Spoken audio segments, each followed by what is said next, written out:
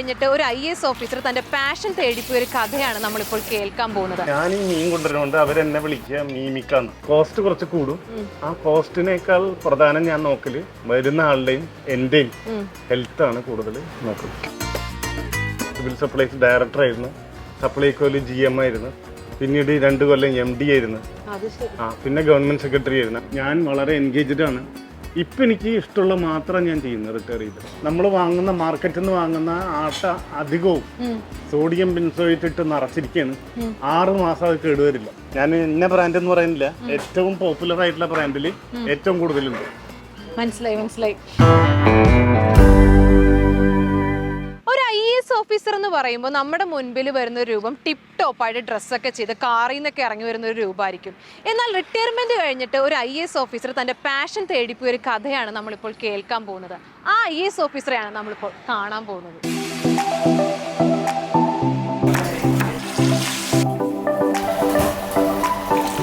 ഇതാണ് അപ്പൊ നമ്മുടെ അലിസാറ് ഫുഡ് ഉണ്ടാക്കുന്ന തിരക്കിലല്ലേ, ടൈപ്പിലായി. എന്താ സാർ ഉണ്ടാക്കുന്നത്? ഇന്ന് ചെമ്മീൻ റോസ്റ്റ് ആണ്. സാറിന്റെ റെസിപ്പിയാണോ? എന്റെ റെസിപ്പി ഭാഗ്യമായിട്ട്. സാറ് പാലക്കാട് ഡിസ്ട്രിക്ട് കളക്ടർ ആയിരുന്ന ആളാണ്. ഞാൻ ആദ്യമായിട്ടാണ് ഒരു കളക്ടർ ഫുഡ് ഉണ്ടാക്കുന്നത് കാണുന്നത്. സാർ അപ്പൊ ഏറ്റവും കൗതുകമായിട്ട് തോന്നിയിട്ടുള്ള ഒരു കാര്യം മീമി എന്നുള്ളൊരു പേരാണ്. നമ്മൾ ഈ കൊച്ചു കുഞ്ഞുങ്ങൾക്കൊക്കെ ഫുഡ് കൊടുക്കുമ്പോൾ മീമി വേണോ, അല്ലെങ്കിൽ അവര് പറയും മീമി താന്നൊക്കെ പറയില്ലേ. അപ്പൊ സാർ എങ്ങനെ ഒരു മീമി എന്നുള്ള ഒരു പേര് റെസ്റ്റോറന്റ് ഇടാൻ തീരുമാനിച്ചു? കാരണം എന്താ വെച്ചാൽ എന്റെ ഫാമിലി ഉള്ളത് ബാംഗ്ലൂരാ. അവിടെ നല്ല മീൻ കിട്ടില്ല. ആ പോകുമ്പോ ഞാൻ ഒരു 10-15 കിലോ മീൻ ഞാൻ കൊണ്ടുപോകും. അപ്പൊ എന്റെ ബ്രദറിലൂടെ മക്കളൊക്കെ ഉണ്ട്, ചെറിയ പിള്ളേര്. അവർക്ക് ഭയങ്കര ഇഷ്ടമാണ് മീൻ. അപ്പൊ ഞാൻ ഈ മീൻ കൊണ്ടുവരുന്നോണ്ട് അവരെന്നെ വിളിക്കുക മീമിക്കാന്ന്. അങ്ങനെ മീമിക്ക വിളിച്ച് ആ പേരിന്നാണ് ഞാൻ ഈ മീമി എന്നൊരു പേര് തെരഞ്ഞെടുത്തത്.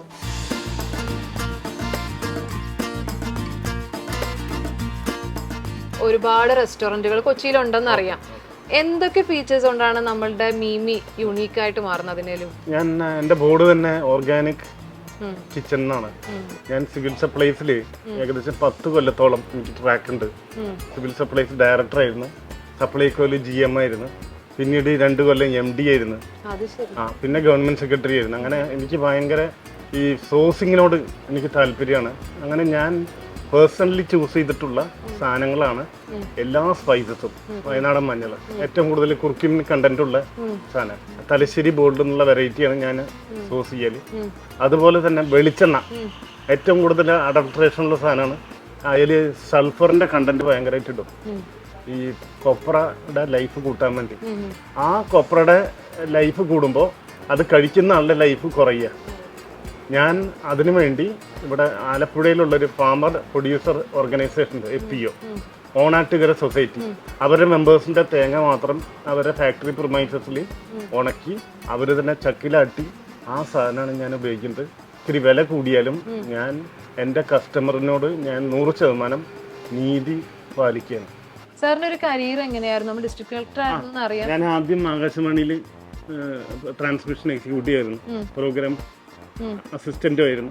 അങ്ങനെ ആകാശവാണിയിൽ നിന്ന് രാജിവെച്ച് പിറ്റേന്ന് രാവിലെ ഡെപ്യൂട്ടി കളക്ടറായിട്ട് ജോയിൻ ചെയ്തു. ഡെപ്യൂട്ടി കളക്ടറായി ഞാൻ കുറച്ച് 10-12 കൊല്ലം കഴിഞ്ഞപ്പോൾ എനിക്ക് പ്രൊമോഷൻ 2004 IAS കിട്ടി. പിന്നീട് ഞാൻ സിവിൽ സപ്ലൈസ് ഡയറക്ടറായി. അത് കഴിഞ്ഞ് സപ്ലൈകോയിലെ GM ആയിട്ട് 2 കൊല്ലം വർക്ക് ചെയ്തു. ആ സമയത്താണ് ഏറ്റവും കൂടുതൽ അഡൾട്രേഷൻ എന്താണ്, അതുപോലെ എന്തൊക്കെ ഇതിൻ്റെ ഉള്ളിലുള്ള ഒളിച്ചുകളികളൊക്കെ ഞാൻ അറിഞ്ഞത് അന്നാണ്. പിന്നീട് ഞാൻ KTDCയുടെ MD ആയി. 3 കൊല്ലം ഞാൻ അവിടെ ഉണ്ടായിരുന്നു. KTDCയെ ഭയങ്കരമായിട്ട് മാറ്റാൻ എനിക്ക് കഴിഞ്ഞു. ഞാൻ ഏറ്റവും കൂടുതൽ ഇടപെട്ടത് KTDCയിലെ കിച്ചണിലാണ്. ഞാൻ പേഴ്സണലി ചൂസ് ചെയ്തിരുന്നു ഷെഫുമാരെ. അവസാനം KTDC വൻ ലാഭത്തിലായി. റിട്ടയർ ചെയ്യുന്നതിന് മുമ്പ് ഞാൻ വാക്വം പ്രതീക്ഷിച്ചപ്പോൾ റിട്ടയർ ചെയ്ത വാക്വമാണ്. അപ്പോൾ ഞാൻ ചൂസ് ചെയ്ത ഏറ്റവും കോൺഫിഡൻസ് ഉള്ള ഒരു മേഖലയാണ് റെസ്റ്റോറൻറ്റ്. എനിക്ക് ഇഷ്ടമുള്ള പണി എനിക്ക് ഇഷ്ടമുള്ള പോലെ ചെയ്യാൻ വേണ്ടി എനിക്ക് ഇഷ്ടമുള്ള രീതിയിൽ, സാധാരണ കൺവെൻഷൻ പാറ്റേണിലല്ല ഇവിടെ ഉണ്ടാക്കിയത്. ഒരു പഴയ വീട് ലീസിനെടുത്ത് അത് മുഴുവൻ റെനോവേറ്റ് ചെയ്ത് കിച്ചൺ ഉണ്ടാക്കി ഓപ്പൺ എയറിലുള്ള ഈ കാറ്ററിംഗ് ഏരിയ ഞാൻ ചെയ്തു. ഇന്നിപ്പോൾ ഇഷ്ടം പോലെ എനിക്ക് പബ്ലിസിറ്റി കിട്ടി, ആൾക്കാർ ഇഷ്ടം പോലെ വരുന്നുണ്ട്. അപ്പോൾ ഈ ഒരു മണി മാനേജ്മെന്റ് എന്നുള്ള ഒരു കാര്യം ഉണ്ടല്ലോ, ആക്ച്വലി ഇന്ന് വരെ എനിക്കിപ്പോൾ നഷ്ടം ഉണ്ടായിട്ടുള്ളൂ. ആ നഷ്ടം ഞാൻ വലിയ കൺസേൺ ആവുന്നില്ല. എൻ്റെ കിട്ടുന്ന പെൻഷന്റെ 1/3 നഷ്ടം ഇതുവരായിട്ടുള്ളൂ. അപ്പൊ നല്ല പെൻഷൻ എനിക്ക് കിട്ടുന്നുണ്ട്. എനിക്ക് ഓക്യുപ്പേഷൻ ഇല്ല എന്നുള്ളതാണ് എൻ്റെ പ്രധാനപ്പെട്ട വറി. ആ ഓക്യുപ്പേഷൻ ഈ റെസ്റ്റോറൻറ്റിലൂടെ എനിക്കത് നടക്കുന്നുണ്ട്. ഞാൻ വളരെ എൻഗേജ്ഡ് ആണ്. ഇപ്പം എനിക്ക് ഇഷ്ടമുള്ള മാത്രം ഞാൻ ചെയ്യുന്നത് റിട്ടയർ ചെയ്ത്. സാറിന് എങ്ങനെയാണ് ഈ ഒരു കുക്കിംഗ് ഒക്കെ എങ്ങനെയാ പഠിച്ചത്? ഓഫീസിലുള്ളപ്പോഴും വീക്കിലി വൺസ് ഞാൻ ഫുഡ് ഉണ്ടാക്കി ഇൻവാരിയബിളി എൻ്റെ കുടുംബത്തിന് കൊടുക്കാറുണ്ട്. എന്നുവെച്ചാൽ 6 ദിവസം നമുക്ക് വൈഫും പിള്ളേരും ഹെൽപ്പ് ചെയ്തിട്ടാണ് എനിക്ക് ഭക്ഷണം തരുന്നത്. ഒരു താങ്ക്സ് ഗിവിങ് ആയിട്ട് ആഴ്ചയിൽ ഒരു ദിവസം ഞാൻ കൊടുക്കാറുണ്ട്. ഈ കണ്ടൽക്കാടുകൾ ഇവിടെ ഓൾറെഡി സാർ സ്റ്റാർട്ട് ചെയ്യുന്നതിന് മുന്നേ ഉണ്ടായിരുന്നു. വെച്ച് പിടിപ്പിക്കുക അങ്ങനെ വെച്ച് പിടിപ്പിച്ചല്ല, പലരും വെട്ടാൻ എന്നോട് ഉപദേശിച്ചു. കാരണം റോട്ടിൽ നിന്നുള്ള വ്യൂ കൂടുതൽ കിട്ടുന്നൊക്കെ പറഞ്ഞിട്ട്. ഞാനൊരു പരിസ്ഥിതി പ്രവർത്തകനും കണ്ടൽക്കാടിന്റെ പ്രാധാന്യം എനിക്ക് നന്നായിട്ട് ഉള്ളാവുന്ന ആളായതുകൊണ്ട് ഞാനത് തൊട്ടില്ല. ഞാനത് നിലനിർത്തി. പിന്നെ ഞാനൊരു പരിസ്ഥിതി സംഘടനയുടെ പ്രസിഡന്റാണ്. ഓയിസ്ക ഇന്റർനാഷണൽ എന്ന് പറഞ്ഞിട്ട് ജാപ്പനീസ് ബേസ്ഡ് ആയിട്ടുള്ള ഒരു ഇന്റർനാഷണൽ ഓർഗനൈസേഷന്റെ കേരളത്തിന്റെ പ്രസിഡന്റാണ്. അപ്പോൾ ഇത് വളരെ മനോഹരം എന്നാണ് എനിക്ക് തോന്നുന്നത്. അതുപോലെ തന്നെ ഈ പരിസ്ഥിതി സൗഹൃദമാവാൻ വേണ്ടിയിട്ടാണ് ഞാൻ 3.6 കിലോവാട്ട് സോളാറുണ്ട് ഇവിടെ.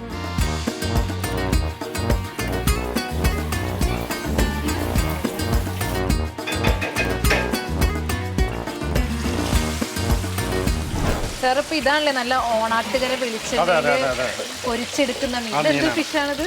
ഇതിപ്പോ നെയ്മീനാണ്. നെയ്മീനാണ്. സാർ ഇവിടെ ഇപ്പൊ നമുക്ക് സ്പെഷ്യൽ എന്ന് പറയാൻ പറ്റുന്ന എന്തൊക്കെ ടൈപ്പ് ഫുഡാണ് ഉള്ളത്? ഒന്ന് ഇവിടുത്തെ സ്പെഷ്യൽ ഏറ്റവും ഡെലിക്കസി ക്രാബ് റോസ്റ്റാണ്.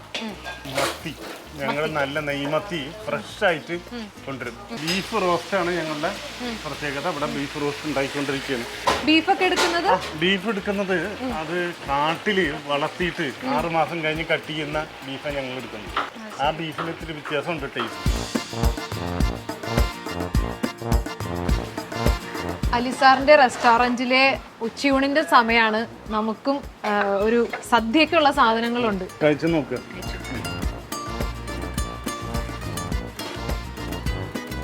നല്ല ടേസ്റ്റ് ഉണ്ട്. അതിന്റെ സാറ് പറഞ്ഞ പോലെ തന്നെ ആ സ്പൈസസിന്റെ ഇത് അറിയാൻ പറ്റുന്നുണ്ട്. ഉലുവ പൊട്ടിച്ചിട്ടുണ്ടെന്നോ അല്ലേ? പിന്നെ എന്താ ഫിഷ് വന്നിട്ടുണ്ടല്ലോ. ഇത് കരിമീൻ, നെയ്മീൻ, കണമ്പ്, മീൻപീര ഉണ്ടാക്കുന്നത് കൊഴുവ വെച്ചിട്ടാണ് ഉണ്ടാക്കുന്നത്. സപ്ലൈക്കോലൊക്കെ ഉണ്ടായിരുന്നപ്പോഴത്തേനും സാർ ഇങ്ങനെ പുതിയ പുതിയ തീരുമാനങ്ങളൊക്കെ എന്തായാലും എടുത്തു കാണുമല്ലോ. നല്ലൊരു മോട്ടീവിൽ എന്തെങ്കിലും കൊണ്ടുവരാൻ പോയിട്ട് അത് വേണ്ട എന്ന് പറഞ്ഞിട്ട് മനസ്സ് നിരാശപ്പെട്ടു. ശബരി ആട്ട ഇറക്കുമ്പോ എല്ലാരും എന്റെ കൂടെ ഉള്ളവരൊക്കെ അവര് പ്രിസർവേറ്റീവ് ഇടണം എന്ന് പറഞ്ഞു. ഞാൻ വേണ്ടെന്ന് പറഞ്ഞു. സോഡിയം ബെൻസോയേറ്റ് ആണ് അതിന്റെ ഇടല്. സോഡിയം ബെൻസോയേറ്റ് ഇടണ്ട, ലൈഫ് കുറഞ്ഞാലും കുഴപ്പമില്ല, 2 മാസം ഇരിക്കുള്ളൂ എന്ന് പറഞ്ഞു. അത് ഞാൻ നിർബന്ധപൂർവ്വം നടപ്പിലാക്കി. നമ്മൾ വാങ്ങുന്ന മാർക്കറ്റിൽ നിന്ന് വാങ്ങുന്ന ആട്ട അധികവും സോഡിയം ബെൻസോയേറ്റ് ഇട്ട് നിറച്ചിരിക്കുകയാണ്. 6 മാസം അത് കേടുവരില്ല. ഞാൻ ഇന്ന ബ്രാൻഡ് എന്ന് പറയുന്നില്ല, ഏറ്റവും പോപ്പുലർ ആയിട്ടുള്ള ബ്രാൻഡിൽ ഏറ്റവും കൂടുതലുണ്ട്. മനസ്സിലായി.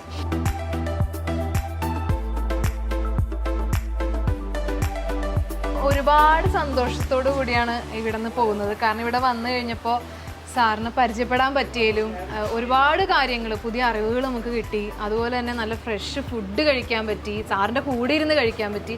ഒരുപാട് സന്തോഷം സാർ. എഡിറ്റോറിയൽ ടീമിൻ്റെ എല്ലാവിധ ആശംസകളും.